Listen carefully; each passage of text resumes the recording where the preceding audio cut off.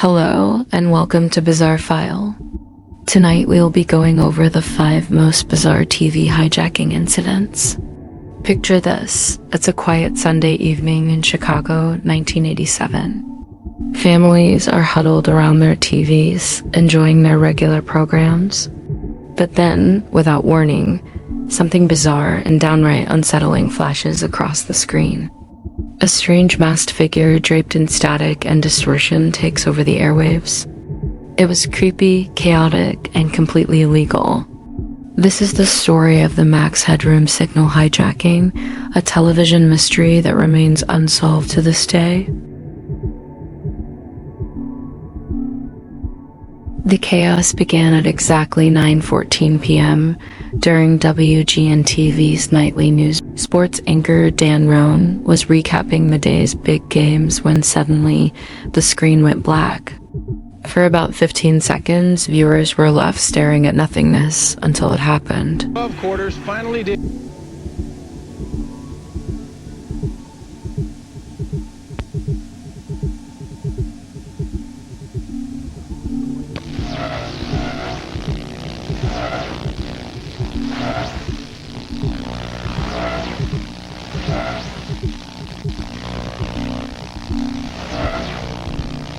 It lasted barely 20 seconds before WGN engineers regained control by quickly switching the station's frequency. When the broadcast returned, a visibly confused Roan joked, "Well, if you're wondering what happened, so am I." The news continued as if nothing had occurred, but this was just the beginning.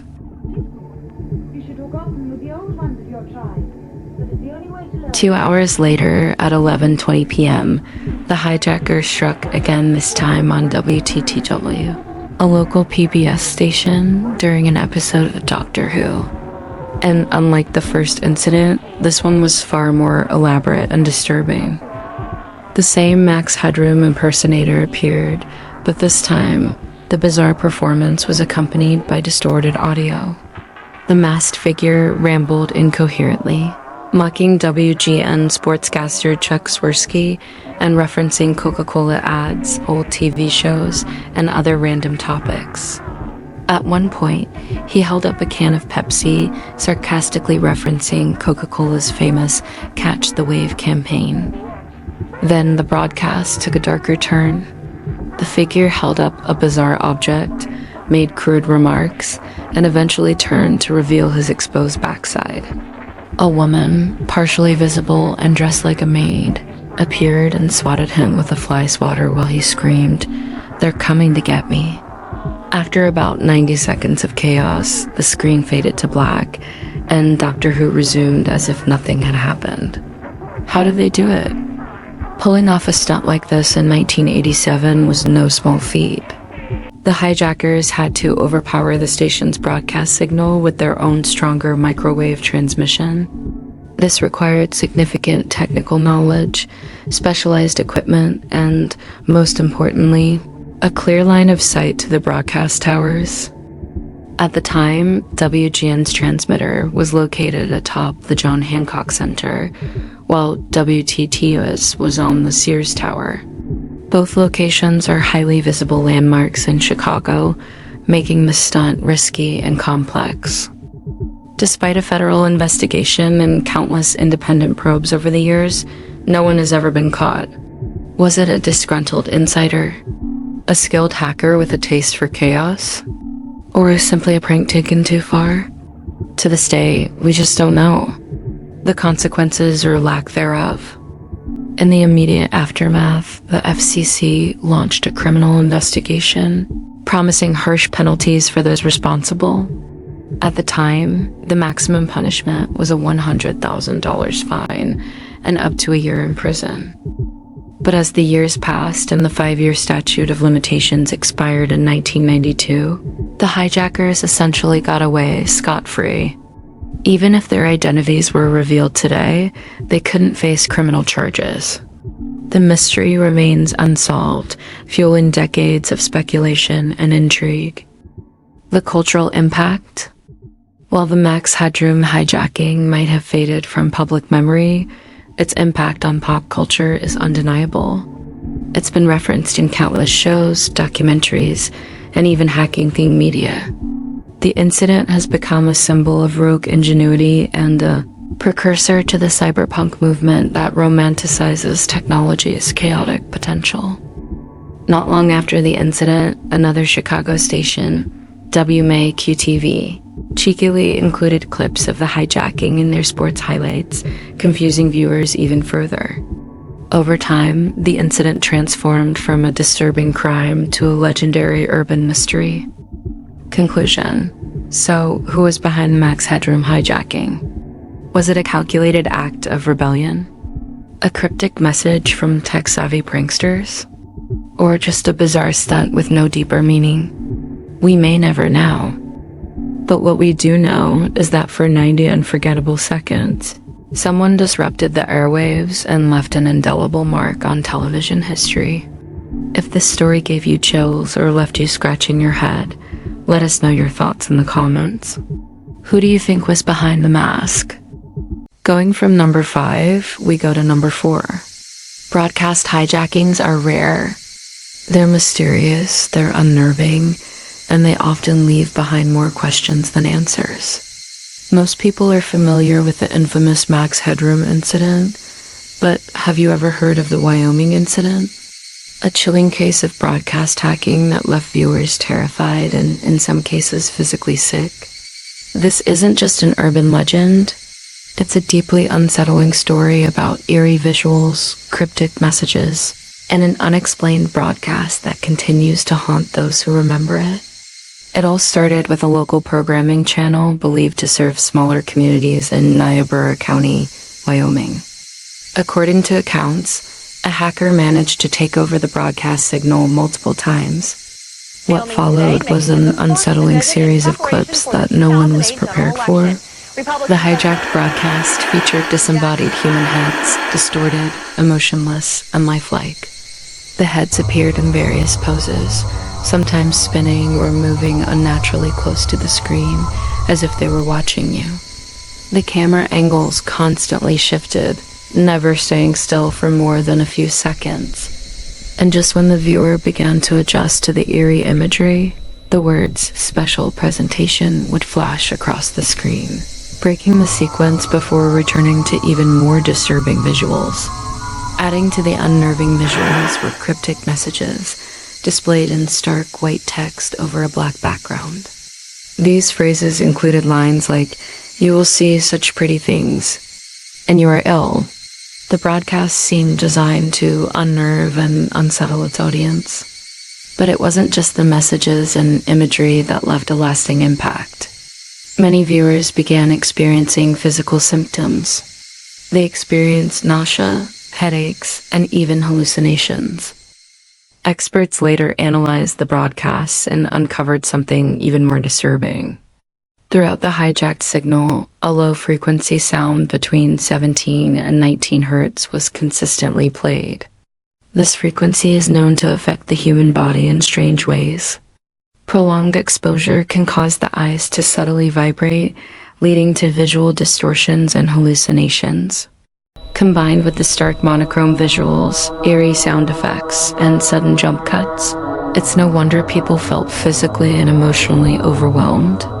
The broadcast's most infamous visual was the disembodied heads. These CGI-rendered faces seemed almost lifelike, but were grotesquely unnatural. Their movements were erratic, sometimes jerky, sometimes unnervingly slow. Their expressions ranged from blank stares to grotesque grins, and occasionally they appeared to mouth words that were unintelligible. Viewers reported an overwhelming sense of dread while watching these clips, as if the heads were somehow watching them back. Some claimed they couldn't shake the feeling that there was a deeper meaning hidden in the broadcast one meant specifically for them. The broadcast wasn't without its share of cryptic symbolism. Numbers flashed across the screen, including 333, repeated in several sequences. In some versions, the number appeared upside down, forming 666, a chilling reference to the infamous number of the beast. To many, this added a sinister, almost supernatural undertone to the hijacking. Despite its terrifying nature, the Wyoming incident remains shrouded in mystery. No one knows the identity of the hacker or hackers responsible. Was it an elaborate prank? An experiment in psychological manipulation? Or something more sinister? Theories have ranged from rogue artists testing the limits of their medium to underground hacker communities flexing their technological muscle. Some have even suggested a paranormal explanation, pointing to the disturbing content and physical effects experienced by viewers as evidence of something beyond human comprehension. What makes the Wyoming incident even more mysterious is how little information about it has surfaced over the years. Unlike other famous hijackings, there's no clear record of when and where it happened, no surviving video evidence in public circulation, and no official investigation that ever brought answers. Some skeptics believe the incident is nothing more than a modern urban legend, fueled by the internet and its love for creepy mysteries. But for those who claim to have witnessed it, the fear was real. The cryptic messages, the unnerving visuals, and the physical symptoms it caused were not something they could easily forget. So what was the Wyoming incident? A warning? A social experiment? Or just a strange hoax? Perhaps we'll never truly know. But one thing's for sure, it remains one of the most unsettling and unexplained chapters in the history of broadcast hijacking. Number 3. We go from one creepy interruption to a possible cosmic one. It was a quiet Saturday evening in southern England, November 26, 1977. Families were settling down, televisions glowing softly in living rooms, tuned into the Southern Television Network. It was just another ordinary night, or so it seemed. At 5:10 p.m., the normal programming was interrupted. What followed would go down as one of the most bizarre and mysterious incidents in UK broadcasting history: the Southern Television broadcast interruption. A 6-minute message from a supposed extraterrestrial entity calling itself Vrillion of the Ashtar Galactic Command replaced the audio of a regularly scheduled news broadcast. It was a warning to humanity, urging them to abandon their destructive ways and prepare for a great awakening. This was no technical glitch. It was something far stranger, and to this day, its origins remain shrouded in mystery. The disruption began during a routine news summary. ITN anchor Andrew Gardner was reporting on the ongoing conflicts in Rhodesia when the sound abruptly cut out. Rhodesian nationalist leader Bishop Abel Muzorewa has accepted Mr. Smith's offer to negotiate an internal settlement based on one man, one vote. But, he says, there are conditions. These include stopping the execution of all captured prisoners of war, allowing Giro to take part in negotiations, being arrested.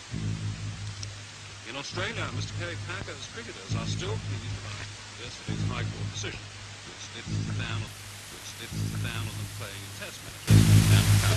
This is the voice of Allah, representative of the Ashtar Galactic Command, speaking to you. For many years you have seen us as lights in the stars. We speak to you now to service them as we have done to your brothers and sisters all over this, your planet Earth. We come to warn you of the destiny of your race and your world, so that you may communicate to your fellow beings the course you must take to avoid the disaster which threatens your world and the beings on other worlds around you. All your weapons of evil must be removed. The time for conflict is now past, and the race of which you are a part may proceed to the higher stages of its evolution, if you show yourselves worthy to do this. You have but a short time to learn to live together in peace and goodwill. Small groups all over the planet are learning this, and exist to pass on the light of the dawning new age to you all. You are free to accept the Makes a reject kitchen their portal teachings into one this only wide. those who learn to Many go as wide as pass this. into the heart Then they run out. of spiritual evolution.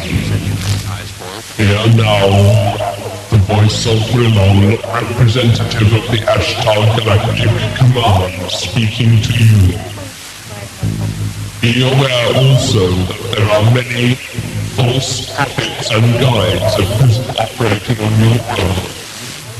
They will suck your energy from you, the energy you call money, and will put it to evil ends, giving you worthless dross in return. Your divine self will protect you from this. You must learn to be sensitive to the voice within that can tell you what is true and what is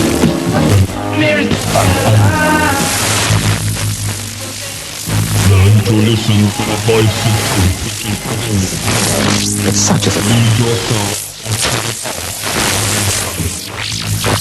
This is our message. Really appreciate and that we can't finish. I insist so delicious, full of only really choice ingredients.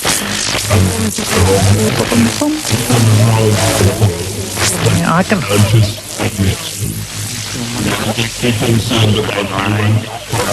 Cats have 9 lives? Have no fears. Seek only to know yourself and discover with the ways of your sanity.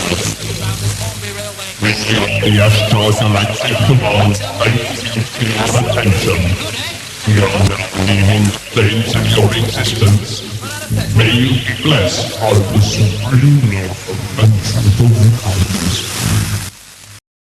The audio distortion made the message eerie and hard to comprehend at first, but its content was chilling. Vrillion claimed to be an emissary from an extraterrestrial civilization, delivering a warning to humanity.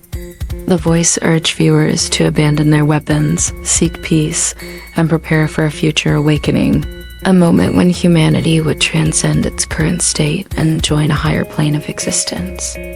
The broadcast continued for 6 minutes. 6 long, haunting minutes during which families sat frozen in confusion, fear, and disbelief. And then, just as suddenly as it began, the signal returned to normal. A cartoon, the Goofy Gophers, picked up where the disruption had cut in, as though nothing had happened.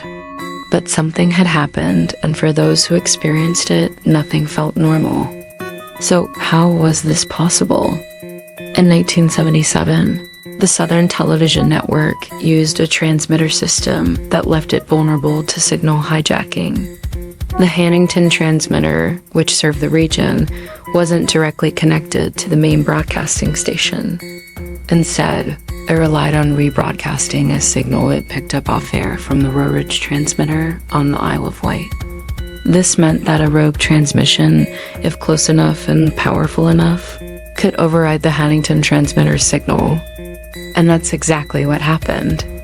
The hijackers had set up a low-powered transmitter near Hannington, which overwhelmed the signal coming from Rorridge. This allowed their message to be broadcast to a wide audience across southern England. Experts later confirmed that pulling off such a stunt would have required significant technical expertise and equipment. This wasn't the work of amateurs. The public reaction was immediate and intense. Southern television was flooded with hundreds of phone calls from frightened viewers, many of whom were convinced they had just heard a genuine message from extraterrestrials. Some people claimed to feel a sense of dread or forewarning, while others were simply baffled. The next day, newspapers across the UK and even as far as the United States picked up the story. Reports varied wildly. Some referred to the mysterious figure as Vrillion, others as Astron or even Gillen. The inconsistent details only added to the intrigue. Southern Television issued an apology, describing the event as a breakthrough in sound. But for many, this explanation didn't suffice. How could a prankster pull off something so elaborate, and why would they do it? As you might expect, the incident quickly became a hotbed for conspiracy theories. Was it truly a hoax? Or was there something more to Vrillion's message? Some UFO enthusiasts took the broadcast at face value, believing it was a genuine attempt by extraterrestrials to communicate with humanity. Letters to newspaper editors posed questions like, how can we be so sure this wasn't real? Others speculated that the hijackers were part of a UFO cult, perhaps believers who wanted to spread their message to a broader audience. The timing, the message, and the technical expertise required all pointed to something more than a simple prank. Even decades later, the mystery persists. No one has ever stepped forward to claim responsibility for the hijacking, and no one has ever been identified as the culprit. The Southern television broadcast interruption remains a cultural curiosity. It's been referenced in documentaries, TV shows, and even urban legends. For some, it's a symbol of the paranoia and fascination with UFOs that defined the late 20th century. For others, it's a chilling reminder of how easily technology can be exploited and how little we may know about what's really out there. Number 2. Imagine sitting at home, enjoying your favorite afternoon TV show, when suddenly the screen cuts to static, and a chilling emergency message blares through your speakers. Civil authorities in your area have reported that the bodies of the dead are rising from their graves and attacking the living.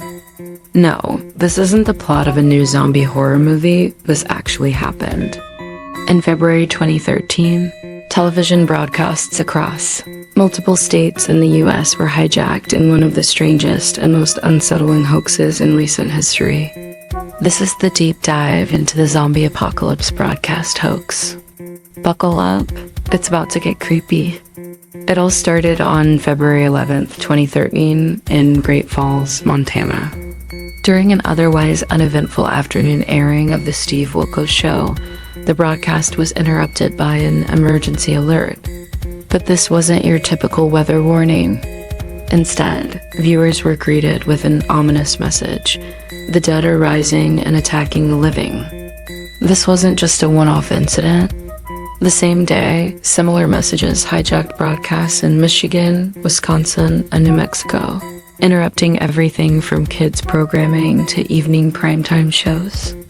The messages all claimed that a zombie apocalypse was underway, urging viewers to stay tuned for updates and warning against approaching these dangerous undead beings. The message, which played over the eerie beeping tones of the emergency alert system, went something like this. Alright, so you will if I show you that all will change first, right? Change. But if I show you, don't even talk to me, dude. But if I show you, I mean, it might take a month or two, a couple months, you know? But if I show you. Civil authorities in your area have reported that the bodies of the dead are rising from their graves and attacking the living. Follow the messages on screen that will be updated as information becomes available. Do not attempt to approach or apprehend these bodies as they are considered extremely dangerous. It was as if a scene from a zombie flick had jumped out of the big screen and into reality. But the strangest part? The audio message wasn't original. Investigators later discovered that the recording had been lifted from a 2008 YouTube parody video, a bizarre choice that only added to the surreal nature of the hoax. So, how did this happen?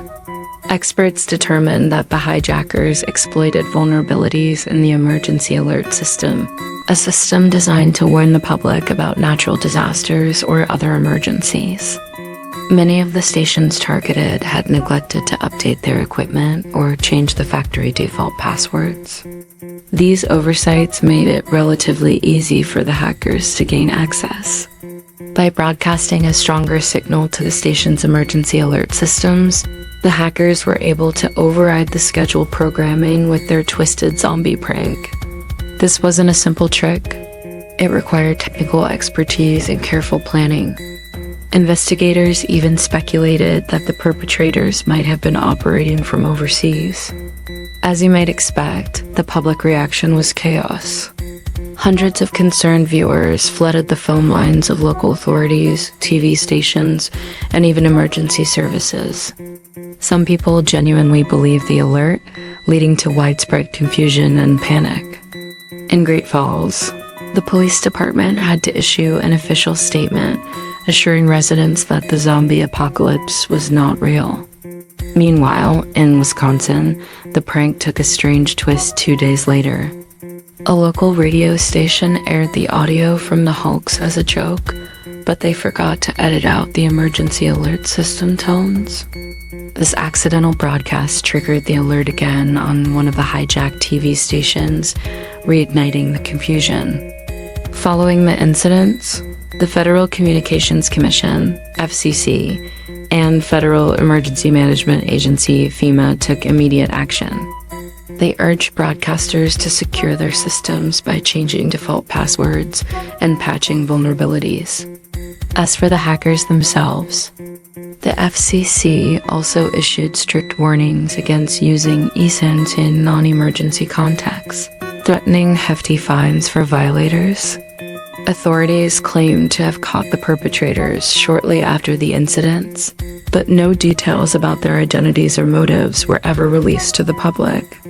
Even to this day, the true story behind this bizarre broadcast hijacking remains shrouded in mystery. This strange event has since become a cautionary tale in the world of cybersecurity. It highlighted glaring vulnerabilities in systems meant to protect the public, raising important questions about how prepared we really are for emergencies, real or fictional.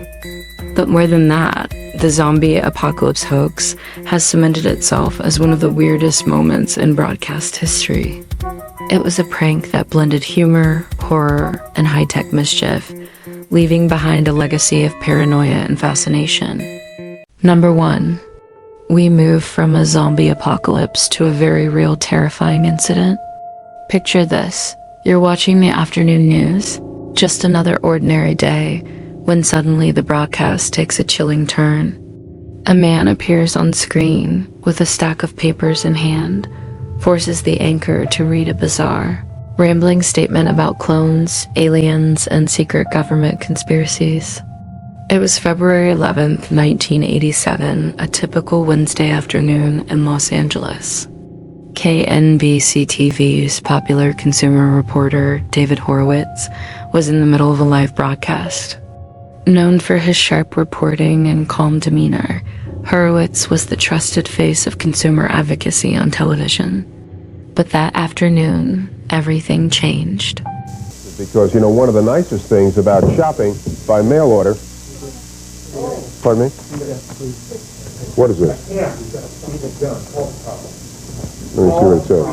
All right. All right, well, let me read this. Folks, we have someone on the set who's standing here and would like me to read this copy which was just handed to me. You want to tell me your name or not? What is it? And Gary, where are you from? David, very cool there. At that point, news producer Nancy Valenta ordered us off the air, but we all pretended that we were still broadcasting for the entire rambling, incoherent statement, and this is how it ended off the air. Viewers did not see this. Involved. There is no way I can harm anyone with this empty BB gun. A man, later identified as Gary Stallman, calmly walked onto the set and stood directly behind Horowitz. In his hand, what appeared to be a weapon. With an eerie composure, he handed Horowitz a handwritten note and demanded that it be read live on air. Horowitz, though visibly calm, later admitted he was anything but. As cameras rolled and viewers watched in shock, Horowitz did as instructed. He took out his glasses, unfolded the note, and began to read. The statement was unlike anything you'd expect to hear on a live news broadcast. It began with an outlandish claim. The man you've been seeing on KNBC for the past 3 years is not my biological father. He's a clone, created by the Namian forces as part of a larger plot to overthrow the United States government and possibly the human race itself. The rambling note continued, making demands for the release of top-secret UFO files and allegations of mistreatment in government-run mental facilities. The claims were as surreal as they were unsettling. In the control room, chaos erupted. KNBC news director Tom Capra acted quickly, pulling the broadcast off the air within seconds. The screen went black, replaced by the NBC logo and a voiceover apologizing for technical difficulties. Meanwhile, studio staff scrambled to assess the situation. Security teams and police were called in, quietly positioning themselves for an intervention. But here's the thing. Gary Stallman didn't realize the broadcast had been cut. "Am I on the air? Am I?" he asked repeatedly. Horowitz played along, carefully reading through the note while waiting for an opportunity to de-escalate the situation. Police officers swarmed the set, arresting Stallman without further incident. It was then that the truth was revealed. The weapon was nothing more than a plastic replica, a toy incapable of doing any real harm. Stallman, it turned out, was the son of a former KNBC reporter, Max Stallman. He had used this connection to gain access to the studio, bypassing normal security procedures. Following the incident, Gary Stallman was charged with making threats and disrupting public activities. His father later confirmed that Gary had long struggled with mental health issues, describing him as a sick man in need of help. For David Horowitz, the ordeal was a harrowing experience. "People told me I looked calm, but I wasn't," he later said. KNBC took immediate steps to tighten studio security, ensuring that no guest could bypass procedures, regardless of their connections. The KNBC TV hijacking remains a bizarre and unsettling chapter in the history of live television. It's a story that highlights the unpredictable nature of broadcasting and the courage it takes to remain composed under extreme pressure.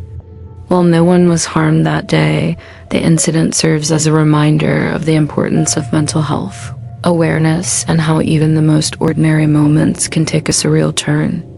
What would you have done if you were in David Horowitz's shoes? Let us know what would you have done if you witnessed any of these broadcast interruptions in the comments below. And don't forget to like, subscribe, and hit that notification bell for more strange and fascinating stories from history. Have a bizarre mystery you'd like us to make a video on? Let us know in the comments or shoot an email. I hope you enjoyed my first video on the channel. Until next time, I am your host Ravenous signing out.